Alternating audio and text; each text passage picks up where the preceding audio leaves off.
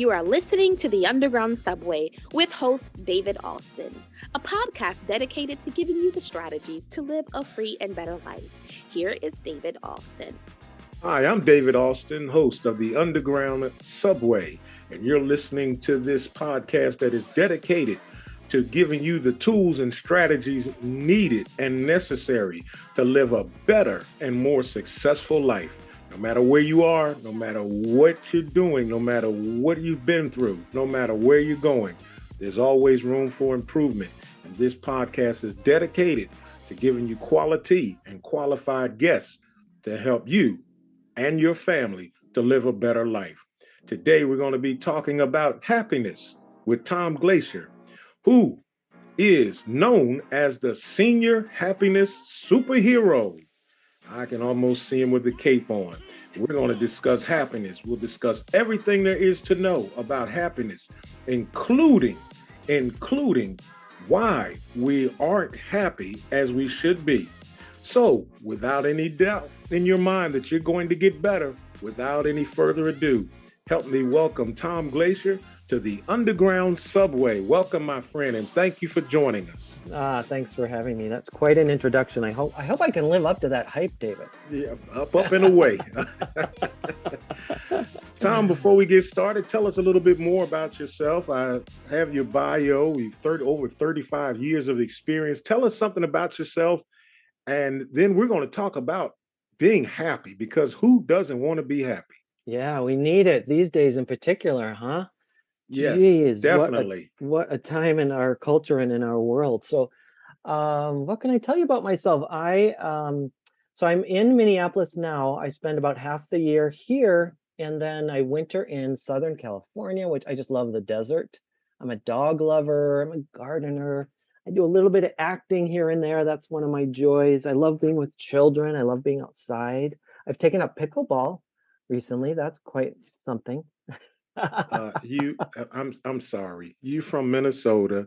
You spend time in Southern California. I live in Raleigh, North Carolina, but I'm originally from Philadelphia. Yeah. Which means I have no clue what pickleball is. You got to explain that. You've got to know this sport, David. It is the fastest growing sport in the country. So it's played on a court that looks similar to a tennis court, only it's about a quarter of the size, and there's a net in between. And it also a little bit looks like tennis because you're hitting a ball back and forth, but this is a wiffle ball. It's almost always played with 4 people. It's pretty accessible to get started into, but pretty hard to master. So it's very social in my experience. I'm having a blast when I don't get frustrated because my skills aren't matching my expectation. All right, I've got to try pickleball. I highly recommend it. You should. Yes. Right now I love playing golf because you can play. It doesn't matter your age. Right, and where you are year round, pretty much you can play, right? Yes. Nice. Well, Tom, you mentioned something when you first started speaking with us. You said, especially the times that we're in this country and the world. Yes. When you look at our country, our nation here in America, in doing the research, I found out that we are ranked lower than many of the developed countries. Why do you suppose we rank so much lower than many of our other countries around the world? It's pretty shocking, isn't it? Right, with all of our resources financially and resources otherwise, natural resources in our country. And we do so many things well, right? In our culture, we do. I'm not knocking the good things that come. That said, our values are skewed in a way that don't necessarily really support true happiness, right? Capitalism is driven on buying goods, wanting things to be better. Again, there is a place for both of those things. There's things we absolutely need for survival, and it can be really good for the spirit. We as humans to be working towards something. So this is not black or white. That said, happier countries have very different priorities. A lot of them are like Denmark, Norway, in that part of the world, where the social support network is so much greater, where there's universal health care, where there is really generous leave for new parents or to take care of a sick loved one.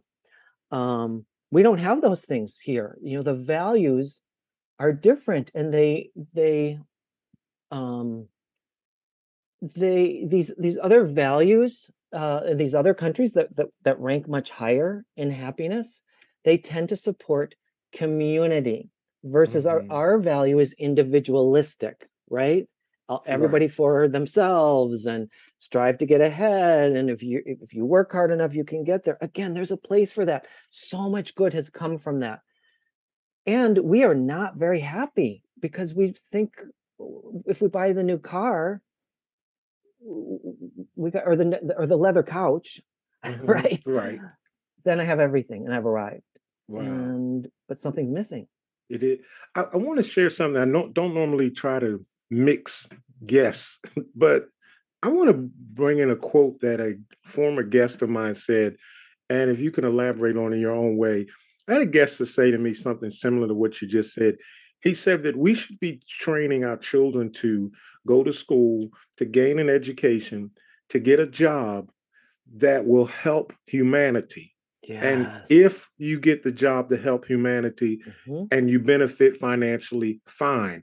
But don't get a job just for the financial aspect. Get a job that will help someone else. What do you think about that? Okay, so first of all, yes, that's like the reverse of what we teach in our educational system, isn't it? It's the exact opposite. And I'm so agree with what you just said. That's a great concept. Yes, if we had that as the top priority, making the world a better place for everyone, think of how much better the world would be, right? We would be solving problems. Right. So can I oh, go ahead. Were you going to say something? No, I was just agreeing with you. Okay, so I want to dive into what I learned because it fits with what you just said so well. Happier people do these three key things, or four, depending on how you count. So happier people connect really deeply with other people. That's number one. They have relationships. They have a tribe. They have people they love and they feel adored back. Number two, happier people, I discovered, connect really deeply with themselves. They know who they are. They are mindful. They're in the present moment. So they're not missing out on the incredible opportunity that we only have right now in the present moment. They're not like distracted by worrying about what hasn't come yet, or going over and over and over in their minds things that happened in the past that maybe they're not so happy about. Happier people, three, connect deeply with their passions. They have activities that they enjoy, and they get into that, what we call the flow state, where you lose all sense of time and even of yourself. You lose a sense of yourself because you're just so immersed in the activity. Sometimes I feel that with pickleball.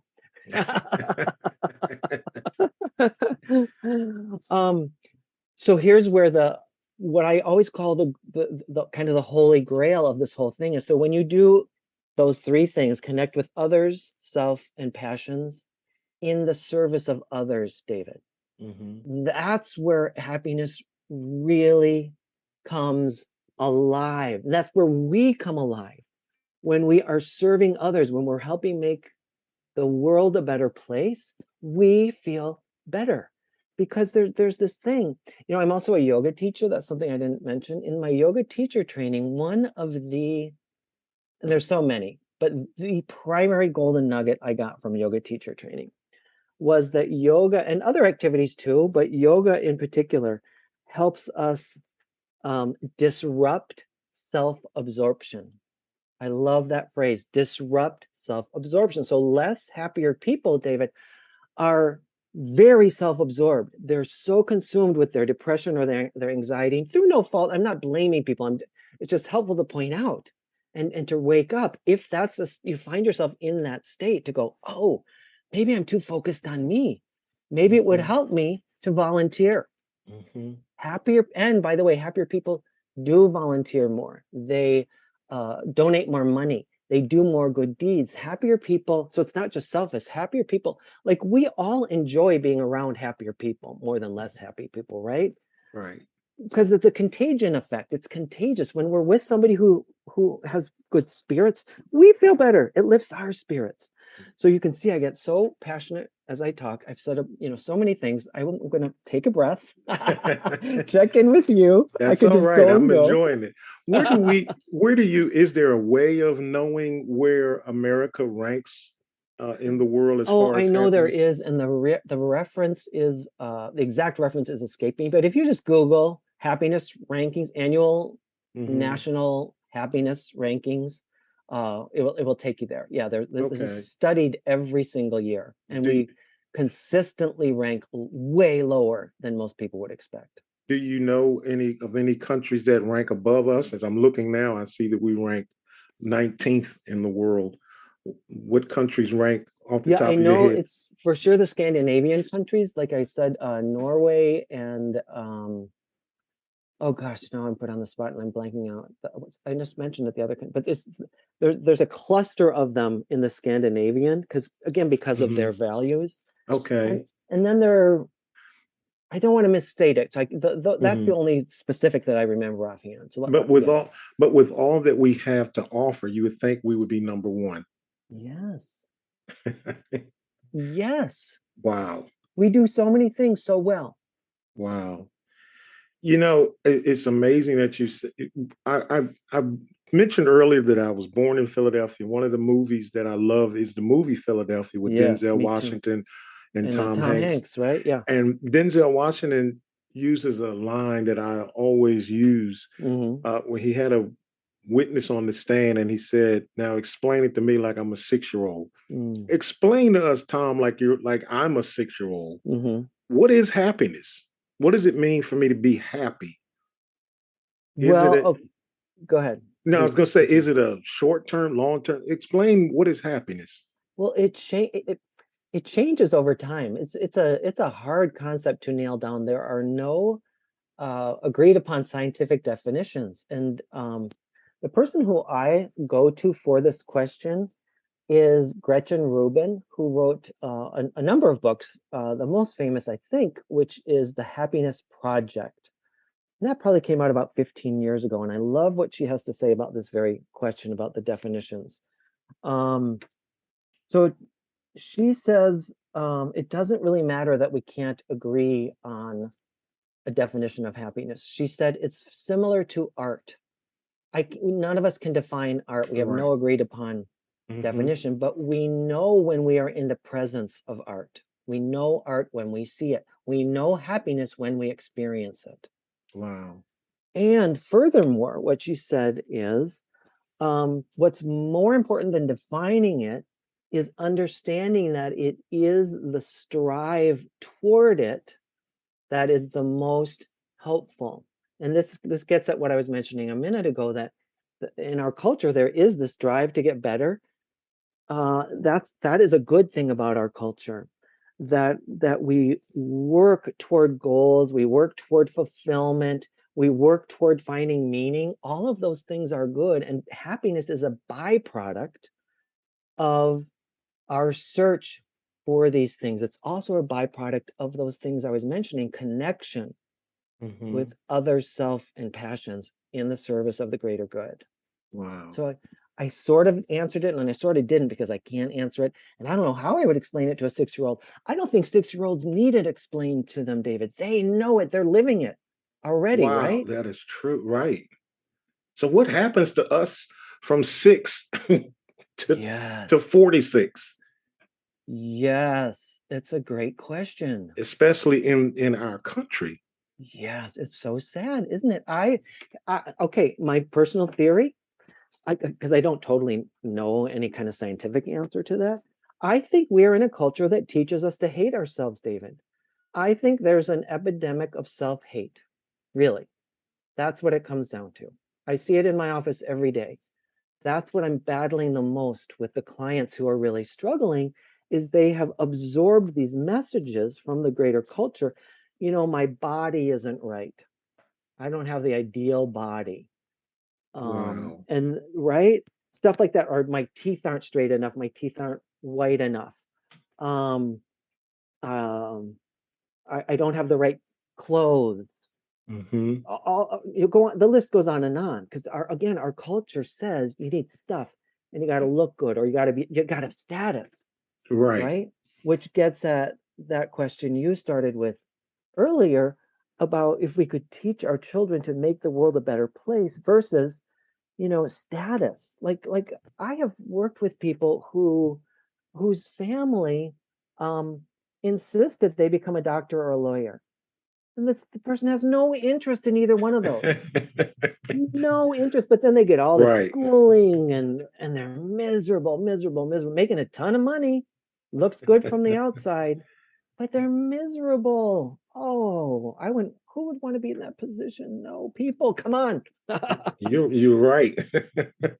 Mm, You mentioned about us helping one another. Well, let's stay on this road. okay. You said that we live in a nation where we're taught. You believe we're taught to hate ourselves. Yes. Are we, in a sense? I hope I'm not opening a can of worms, but are we, in a sense, living in a country where we're subtly teaching each other to hate one another?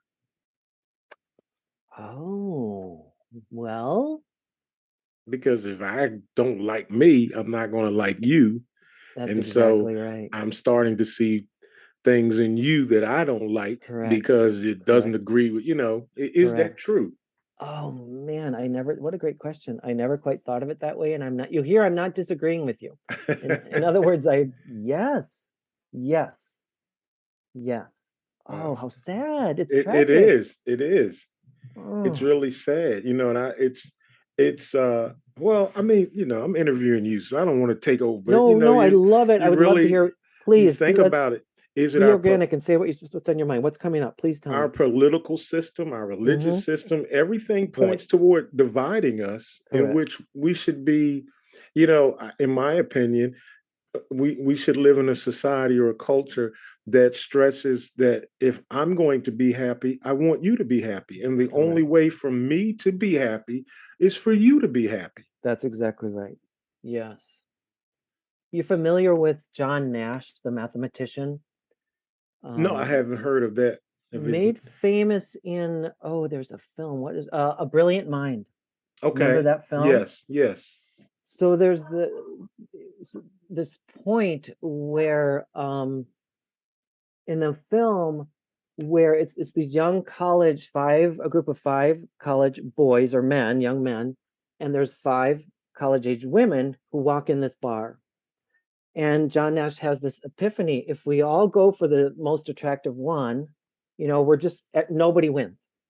If we work together and we look out for each other, and then everybody can find a Mm-hmm. woman to hang out with today. And Mm-hmm. this sounds kind of misogynistic, I know.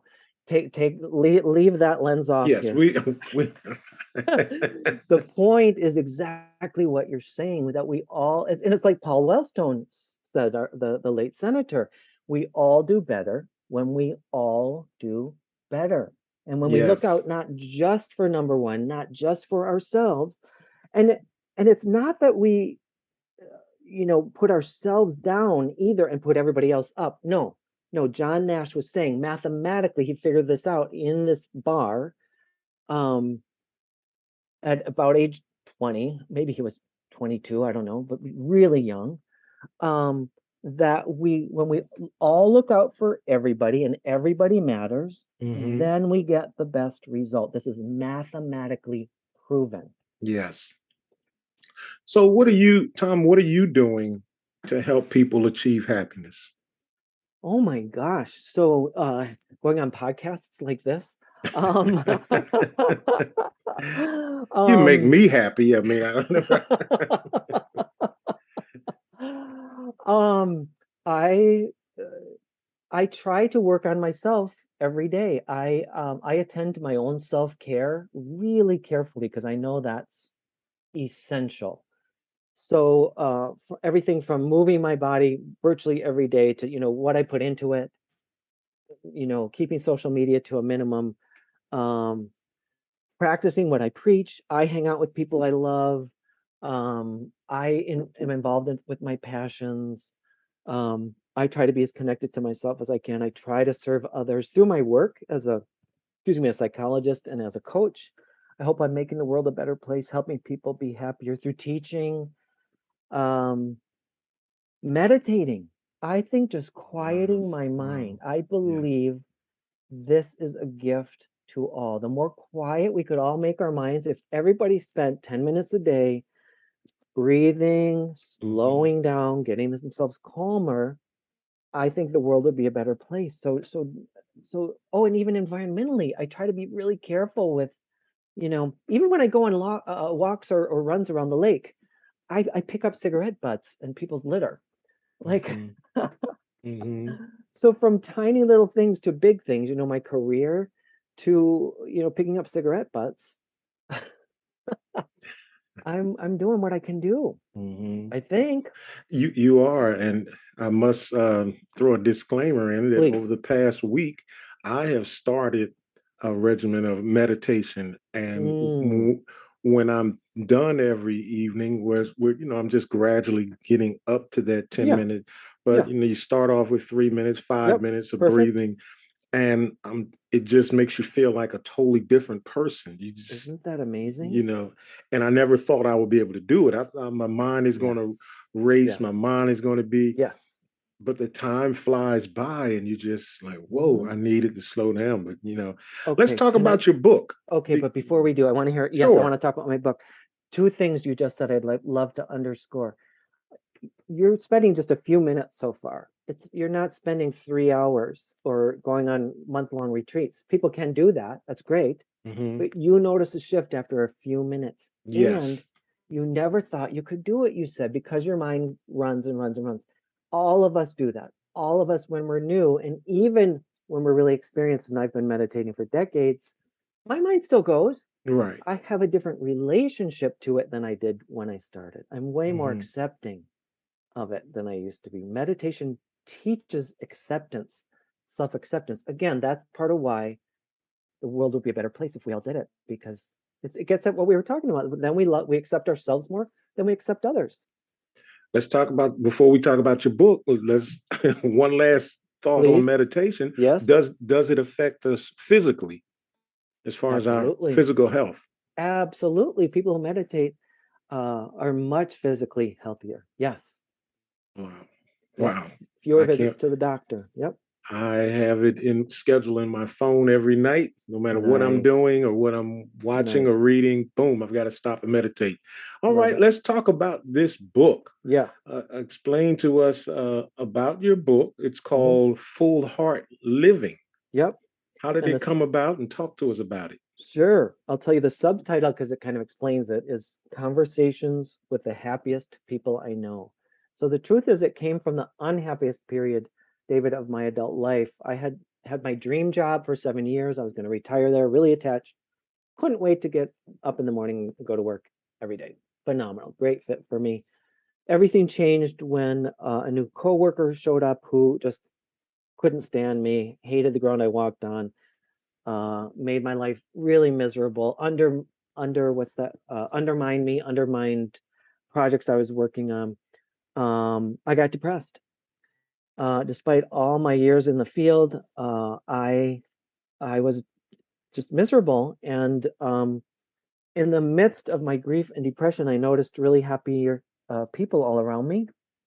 And I just started observing them, and I got more and more curious and braver. And I started asking questions, and it snowballed into these kind of mini documentaries, I call them, or webinars. You can see those on my website if you're interested. Anyone who's listening, fullheartliving.com. So I asked the happiest people in my personal life. So 1 degree of separation. These are not celebrities. These are not phenomenally rich people. These are just ordinary people, like from the guy who cuts my hair to the woman who used to office next to me to somebody I was in a play with. And I sat them down and we did a deep dive and in front of a camera. And the first day of filming was one of the happiest days of my life. And I had known for years I was going to write a book, but I had no clue what it was going to be about until that first day of filming when I'm like, oh, this is what I could write about because I'm so happy myself. So that's how it was born. Wow. So what do you expect people, what do you hope people, or what do you want people to take away from your book as they read it? I hope they will connect deeply with other people. I'll just review those top learnings. Connect with others, connect with yourself, connect with your passions, give back. Now there are a total of 20 chapters, so there's other things that have your people do, like self-care, which I was really highlighting earlier, like living in accordance with their values, Hmm. um, like really honoring their rhythms. But those are by far the top things. So I hope people will be inspired to make the most of their relationships, if it's their neighbors, the people that they see every day at the subway stop, speaking of the underground subway, um, to the cashier as you buy your hot dog or your kombucha or whatever you're into, um, to your roommate, to your nieces, nephew, whoever's in your life. Make the most of your relationships. Wow. Um, yeah, Wow. yeah, that's number one. That's number one.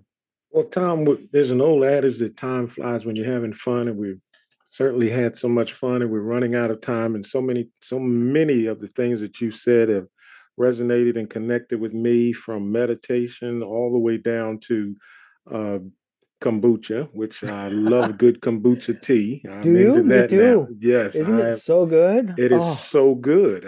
I mean, it is unbelievable. So, well, tell us how we can get a copy of the book, or if anyone wants to get in touch with you or see what you're doing. sure. Fullheartliving.com is the best way. There's a direct link to buy the book. It is available on Amazon.com as well. Um, yeah, fullheartliving.com is the best way to get a hold of me, to watch those videos, I have another product, a conversation spark game that's also available on my website that teaches people how to do the things I've been talking about. Wow. Well, my friend, thank you so much for taking time out of your busy schedule to join the Underground Subway. And hopefully, we can do this again in the future. I hope so, David. Thank you. It's been a pleasure. Thank you. I want to thank our dear friend Tom Glacier for spending time with us on the Underground Subway. That was so good. I want to challenge you to go back and re listen to this podcast, because the more you listen to it, the more you gain certain tools and nuggets from it. I want to thank him again. We know that he is very busy making life better for others as well as for himself and his family. I want to thank you for taking time out of your schedule to be with us on the Underground Subway. I don't take it for granted that you have taken time to listen, whether you're on the treadmill or at work, wherever you are. I appreciate you. Well, I hear the music playing in the background, which means that the train is pulling into the station. It's time for you to hop off, but rest assured, there's another train coming that you can hop back on that will help you be a better person. Again, before we go, I want to thank Tom Glacier for his wonderful expertise. Get a copy of that book. Let's work toward being happy. Before you go, before this train pulls away from the station, I want to challenge you, before you go to bed tonight, find you a mirror. Look in the mirror, eyeball to eyeball, and ask yourself this question: today, did I do something to make the world a happier place? Or did I just waste another day? Think about that. No more time to waste. We'll see you next time right here on the Underground Subway.